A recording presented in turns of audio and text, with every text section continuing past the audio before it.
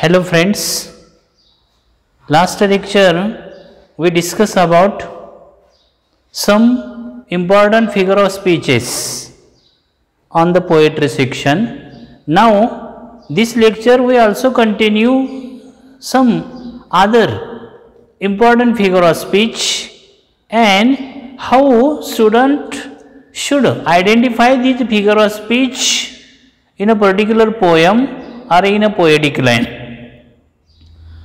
Last lecture we discussed nearly 5 important figure of speech, among them alliteration as well as metaphor, simile,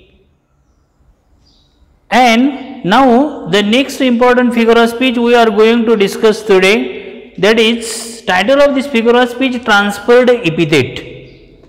How student can identify the figure of speech transferred epithet?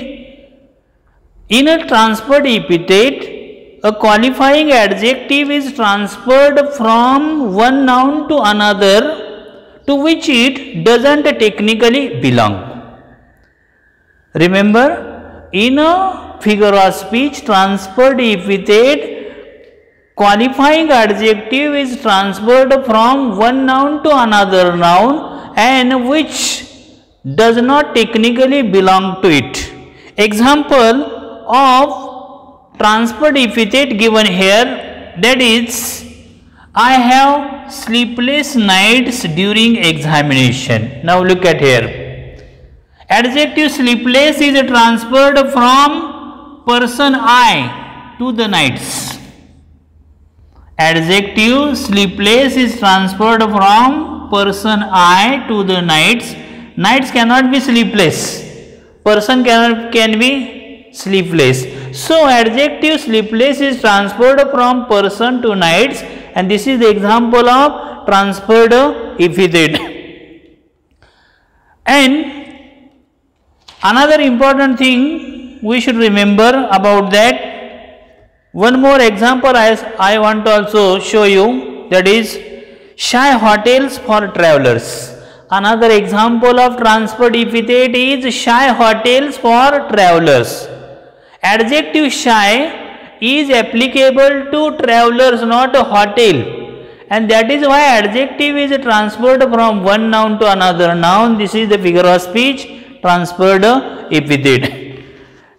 Then next figure of speech we are going to discuss. Title of this figure of speech, onomatopoeia. Name is difficult one, spelling is also difficult one. The figure of speech title is onomatopoeia. How we can identify the figure of speech onomatopoeia? Words that imitate a sound are used for emphasizing the effect.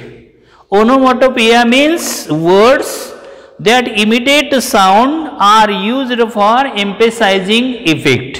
In a simple language, sound producing words. We come across a sound producing word in any poetic line, you should identify this figure of speech is onomatopoeia. Sound expressing words you can understand, and this sound expressing word we come across in any poetic line, and this sound expressing words means the figure of speech onomatopoeia. Example given here, rustling of leaves. Now look at here, rustling. Here is a sound rustling, a noise producing word rustling, rustling of sound. This is the example of figure of speech onomatopoeia. Another example can be also given as the window shut with a bang, the sound bang in it, and that is why the figure of speech onomatopoeia is present in this line. Then the next figure of speech we are going to discuss, title of this figure of speech is personification. How we can identify the figure of speech personification? In a figure of speech personification, inanimate objects are given human qualities. Inanimate objects are given human qualities, that is personification. Also, we can mention in this figure of speech, personification is a special kind of metaphor. Personification is a special kind of metaphor. And how we can identify the figure of speech personification? Inanimate objects are given human qualities. For example, given here, the mountains sing together. Singing is a human quality. Singing is a human quality given here to mountains. And that is why there is a figure of speech personification. One more example I also want to give you how we can identify figure of speech personification. The valley play hide and seek. Look at here. Playing is a human quality, human feature applicable to the valley. Valley played hide and seek. This is the example of personification. So you can understand how figure of speech can be identified in any poetic line. Any object which is given a inanimate object given a human quality, there is a figure of speech personification. Next figure of speech we are going to discuss today, inversion. How we can identify the figure of speech inversion?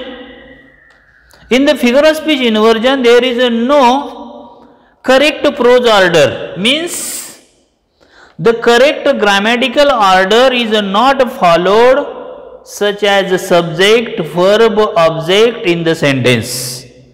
Correct prose order not followed in this kind of sentences, means correct prose order, subject, verb, object, it is a correct prose order. But in an inversion figure of speech, the words means subject, verb, object are disturbing manner.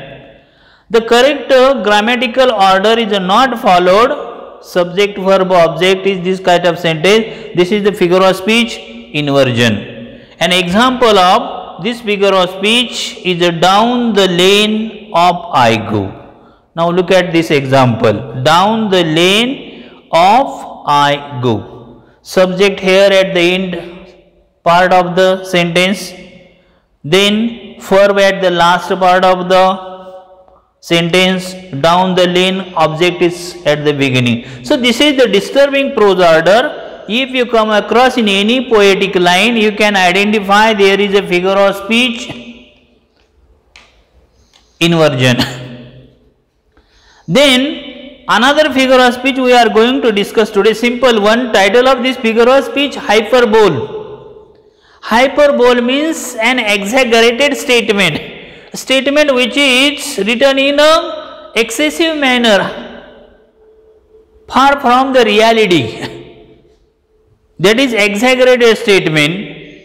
And if you come across any exaggerated statement in poetic line, we can identify there is a figure of speech hyperbole.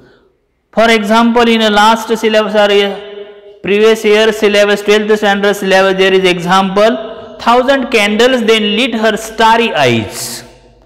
1,000 candles then lit her starry eyes. This is also exaggerated statement, and this is a figure of speech hyperbole. One more important figure of speech we are going to discuss in this lecture. Title of this figure of speech is metonymy. Metonymy means one thing refers to the other closely connected with it. Metonymy means one thing refers to the others closely connected with it. For example, the world won't care about your old defeat. The world won't care about your old defeat. Here, the world refers to the people in the world. Here, the world refers to the people in the world, and that is means one thing referred to other closely connected with, and that is why in this line, the world won't care about your old defeat. There is a figure of speech hyperbole. And last figure of speech we are going to discuss in this lecture, that is important one. Name of this figure of speech is tautology. Tautology, how we can identify the figure of speech tautology? I want to give you one example, then I explain how we can identify the figure of speech tautology. Dot dot dot, strain and trace. This is the poetic line. Suppose dot dot dot, strain and trace. Both the words strain and trace convey the same meaning, that is anxiety. Here both the words strain and trace convey the same meaning, that is anxiety. The same meaning is expressed. Now listen, the same meaning is expressed more than once using different words.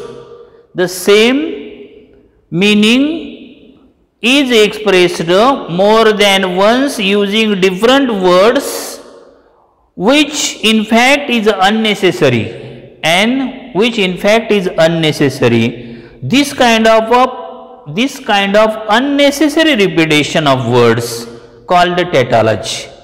If we come across in any poetic line unnecessary repetition of words, there is a figure of speech tautology.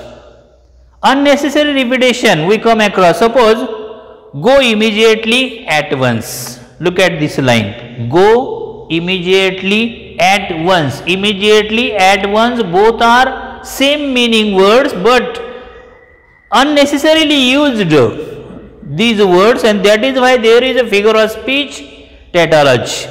So these are the some important figure of speech. In today's lecture we discuss about important figure of speech such as the transferred epithet, then onomatopoeia. Then another figure of speech we discuss personification, inversion, metonymy and tautology. So student, remember, you should note down the features of identifying this figure of speech and try to identify the figure of speech in any poetic line. And I hope you understand how we should identify the figure of speech, certain figure of speech in a certain line.